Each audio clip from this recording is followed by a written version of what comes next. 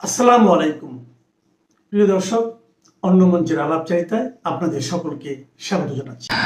ইউনূস রাজ, যাকে বাংলাদেশের অনেকেই বলেন টোকাই রাজ, সেই রাজত্বের অবসান হয়েছে। এই টোকাই শব্দটি বাংলাদেশে বহু প্রচারিত ও বহুলভাবে জনপ্রিয়। 24শে জুলাই অভ্যুত্থানের নেপথ্যে ডিপ স্টেট ও পাকিস্তান আমেরিকার যে শেখ হাসিনা বিরোধী যৌথ চক্রান্ত, সেই চক্রান্তের মূলে ছিল ডিপ স্টেট এবং পাকিস্তান আমেরিকা যৌথভাবে। এদের সামনে ছিল যে ছাত্র সমাজ, তাদের জন্য ব্যবহার হয় এই টোকাই শব্দটি। যদিও টোকাই চরিত্রটি তৈরি করেছিলেন রফিকুল নবী বা রণবী নামের যে কার্টুন শিল্পী, আজ থেকে প্রায় 50 বছর আগে। তার টোকাই ছিল মা বাপ পরিত্যক্ত এক পথ শিশু মানে 10 বছরের মতো বয়স যার।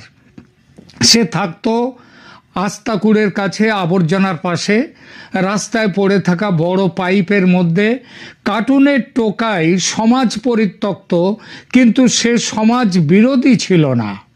কিন্তু বাংলাদেশের বর্তমান রাজনীতির টোকাইরা, এরা সমাজ পরিবর্তনের কথা বলে সমাজ বিরোধী হওয়ার জন্যে, সমাজ পরিবর্তন আনার কথা বলে এক বিশৃঙ্খল উচ্ছৃঙ্খল নীতিবর্জিত সমাজ ব্যবস্থা তৈরি করতে। এই টোকাইদের হাতিয়ার ছিল শেখ হাসিনার এবং ভারতের বিরোধিতা অস্ত্র। তাদের সেই অস্ত্রকে কাজে লাগিয়ে জামায়াতে ইসলামী তাদের মৌলবাদী রাজত্ব কায়েম করতে চেয়েছে, আর আমেরিকা চেয়েছে তাদের বিশ্বজোড়া দাদাগিরি চালাবার আর একটা ক্ষেত্র হিসেবে বাংলাদেশকে তৈরি করতে। তারা সফল হয়েছিল।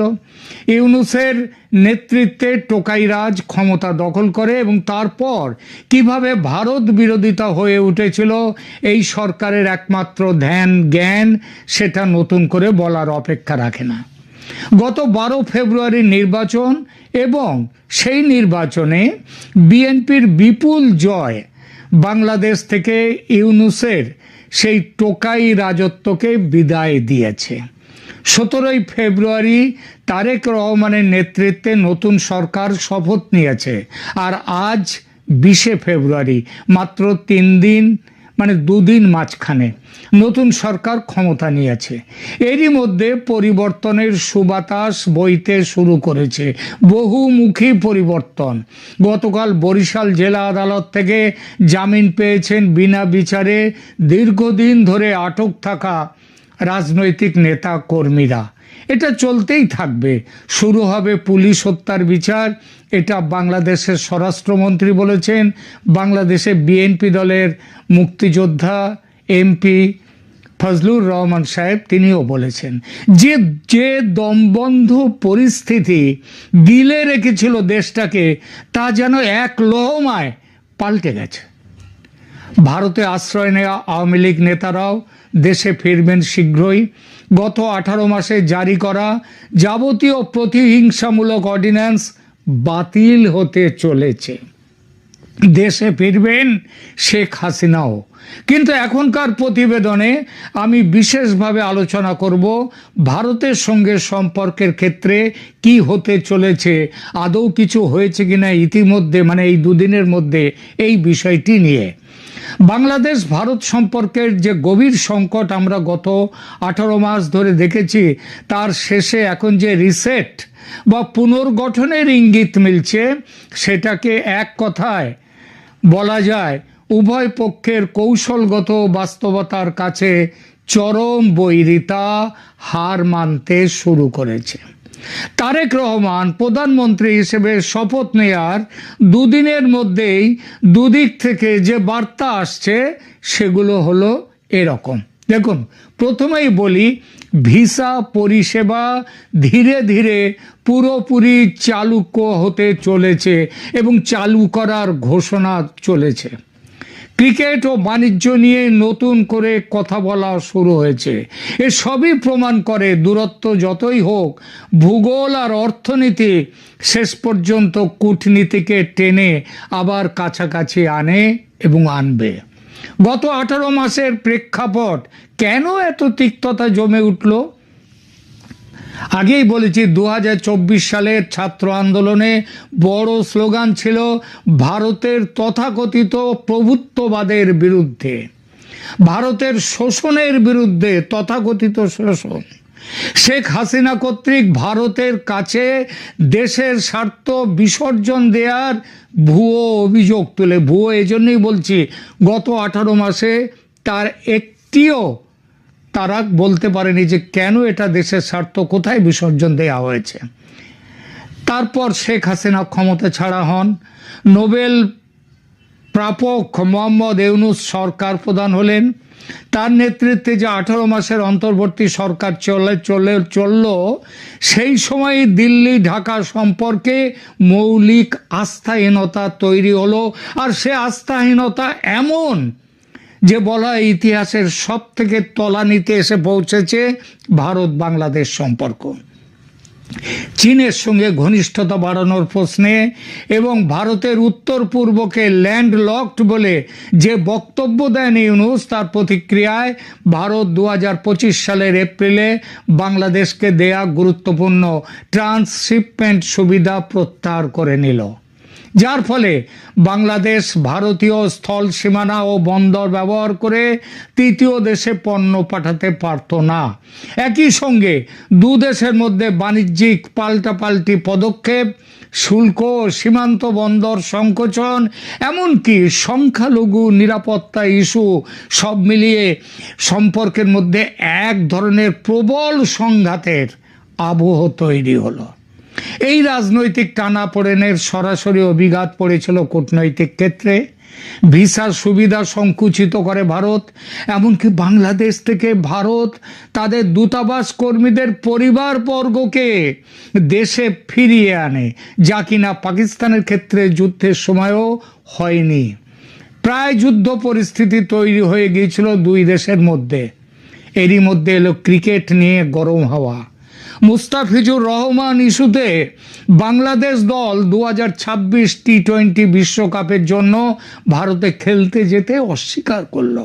এমনকি একজন ভারতীয় বংশোদ্ভূত আইসিসি কর্মকর্তাকে ঢাকা ভিসা দিল না। এটা কেবল ক্রিকেট নয়, সামগ্রিক কূটনৈতিক সংকটের, গভীর সংকটের প্রতীক হয়ে উঠল। এই পরিস্থিতিতে তারেক রহমান ক্ষমতায় এলেন। আস্থাহীনতার মধ্যে নতুন বাস্তবতা। এই প্রেক্ষাপটে বিএনপির নেতৃত্বে তারেক রহমানের 2/3 সংখ্যাগরিষ্ঠতা পেয়ে ক্ষমতায় ফেরা বাংলাদেশের ভেতরকার রাজনীতিতে যেমন বড় ঘটনা, তেমনি ভারতের জন্যও বড় কৌশলগত সুবিধা।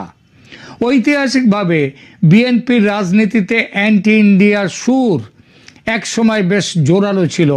জিয়াউর রহমান, খালেদা যুগ থেকে শুরু করে জামাতের সঙ্গে জোট, সব মিলিয়ে দিল্লির কাছে বিএনপিকে অস্বস্তিকর করে তুলেছিল। এর একটা বড় কারণ ছিল ভারতের কাছে বাংলাদেশের রাজনীতিতে একমাত্র দল হিসেবে আওয়ামী লীগই ছিল গ্রহণযোগ্য। কিন্তু গত 1 বছর ধরে বিএনপির ভেতরেই উপলব্ধি তৈরি হচ্ছিল যে ভারতের সঙ্গে নরম ঠান্ডা যুদ্ধ চালিয়ে গেলে বাংলাদেশের অভ্যন্তরীণ স্থিতিশীলতা, অর্থনীতি, আঞ্চলিক কূটনীতি সব কিছু ঝুঁকিতে পড়বে, আর পড়েছেও। আর ইউনূস জামাত জোটের অবৈধ সরকারের নির্বাচন নিয়ে গড়িমসি থেকে বাঁচতে গেলে ভারতের সাহায্য নেওয়া ছাড়া উপায় নেই বিএনপির সামনে। এই নিরুপায় পরিস্থিতির চাপ আরও তীব্রতর হয়ে উঠল যখন আমেরিকার ট্রাম্প প্রশাসন সুস্পষ্টভাবে নেমে গেল ইউনূস জামাতের পক্ষে। জামাত ক্ষমতায় আসুক চাইছিল আমেরিকা। ওয়াশিংটন পোস্টে এর দীর্ঘ আলোচনা বেরিয়েছে, আপনারা শুনেছেন সে কথা। আমি নিজেও সেটা নিয়ে এখানে প্রতিবেদন করেছি। ফলে বিএনপি বুঝলো ভারত ছাড়া এই সমস্যা থেকে বাঁচাবার কেউ নেই। আর ভারত কি দেখলো? ভারত দেখলো আওয়ামী লীগ যখন দেশীয় রাজনীতির বাইরে তখন বহিষ্কৃত হয়ে রয়েছে, তখন বিএনপিকে নিয়ে এগিয়ে যাওয়া ছাড়া বিকল্প নেই। শেখ হাসিনা কেন্দ্রিক একমুখী পলিসি সেটা যখন থমকে গেল, দিল্লি আস্তে আস্তে 2025-26 সালে বিএনপির সঙ্গে সম্পর্ক স্বাভাবিক করার চেষ্টা করলো। দেখুন, খালেদা জিয়ার অসুস্থতা উপলক্ষে সমবেদনা জানানো, তারেকের সঙ্গে জয়শঙ্করের বৈঠক হওয়া, খালেদা জিয়ার অন্ত্যেষ্টিতে ভারতের জয়শঙ্করের সেখানে পৌঁছে যাওয়া, নির্বাচনের আগে নানা স্তরে যোগাযোগ, তারও আগে তারেক রহমানকে ব্রিটেন থেকে, লন্ডন থেকে দেশে ফিরিয়ে আনার ব্যাপারে ভারত কি করেছে সেটাও বাংলাদেশে কারো কাছে এখন অজানা নয়। এবং আমি নিজেও সে ব্যাপারে করেছি, আমাদের এখানে প্রতিবেদন পেছনে গেলে দেখতে পাবেন। তারেকের সঙ্গে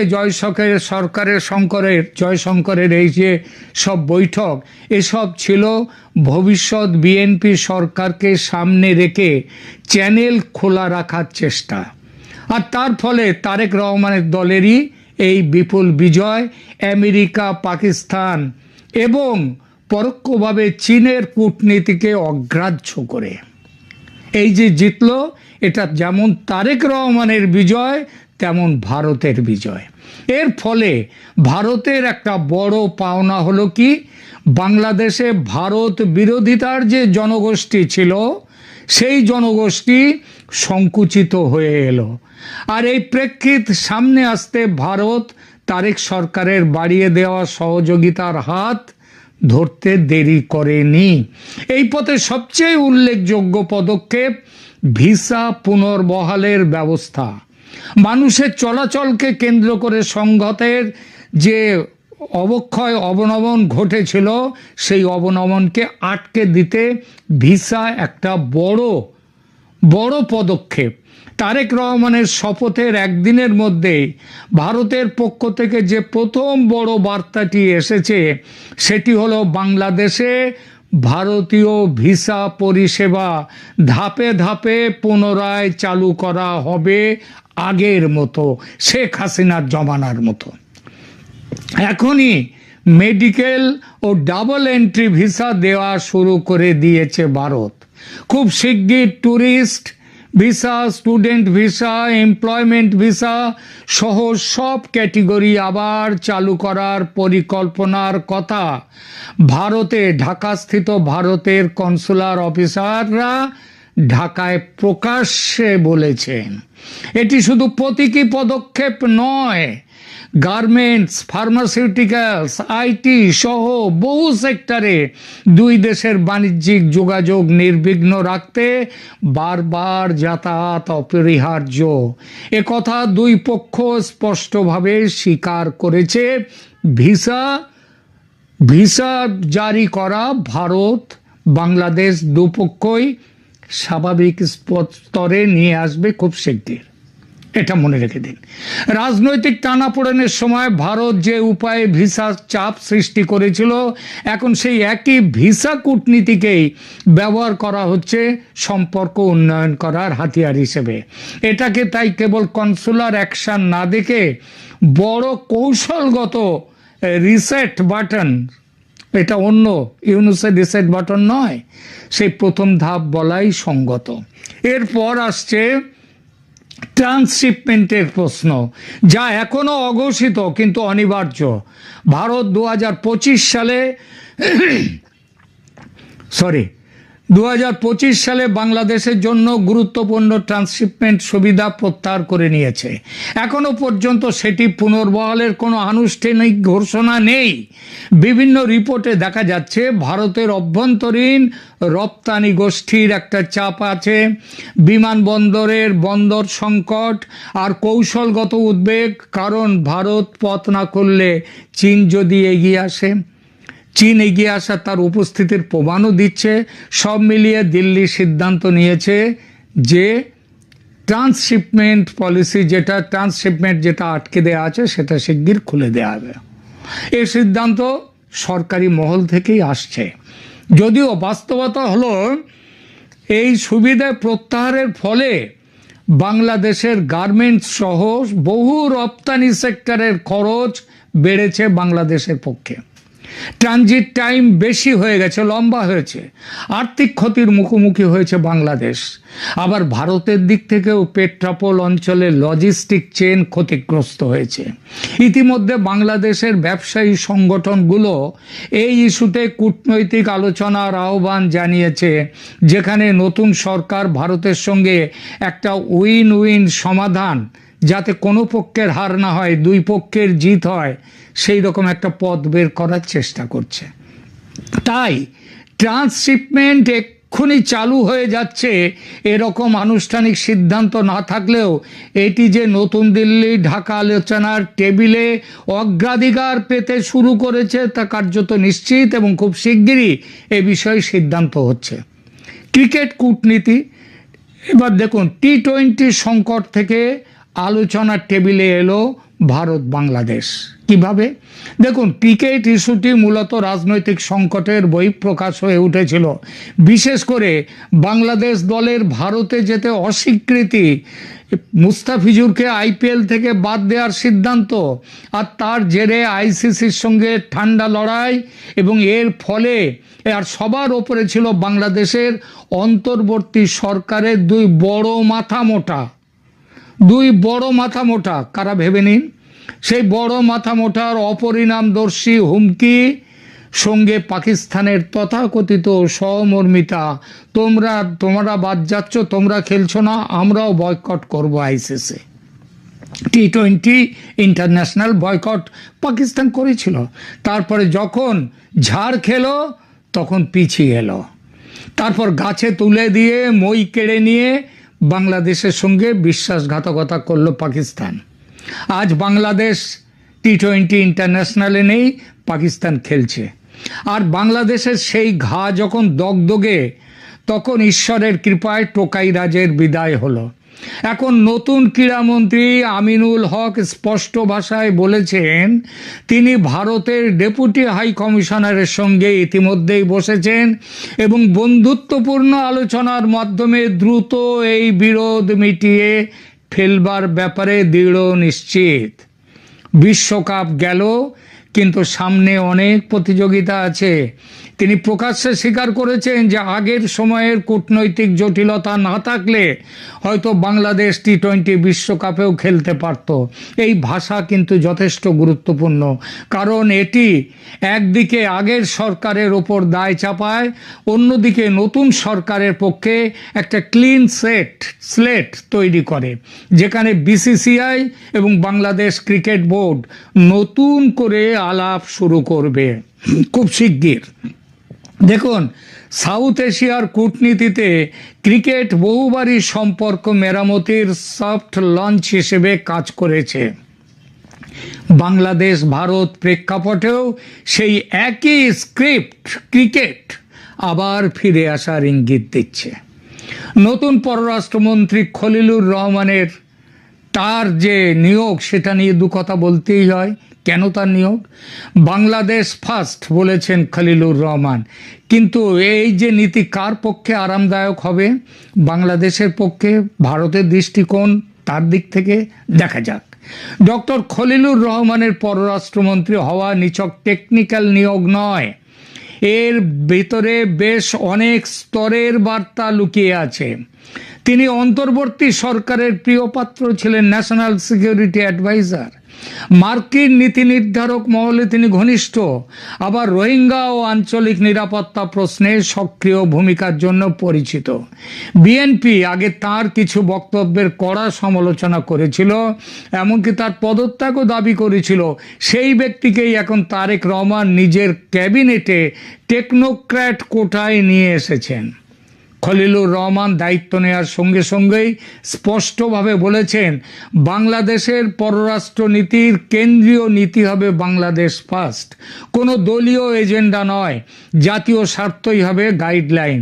তিনি একই সঙ্গে বলেছেন সব প্রতিবেশীর সঙ্গে সভারেন, ইকুয়ালিটি, রেসিপ্রোসিটি ও মিউচুয়াল বেনিফিট, পারস্পরিক স্বার্থ, তার ভিত্তিতে সম্পর্ক গড়ে উঠবে এবং যেখানে সম্পর্কে জট বা স্থবিরতা আছে সেখানে বাধা দূর করে তিনি স্বাভাবিক অবস্থায় ফিরিয়ে আনার চেষ্টা করবেন। আগের সরকারের মতো জটটাকে আরো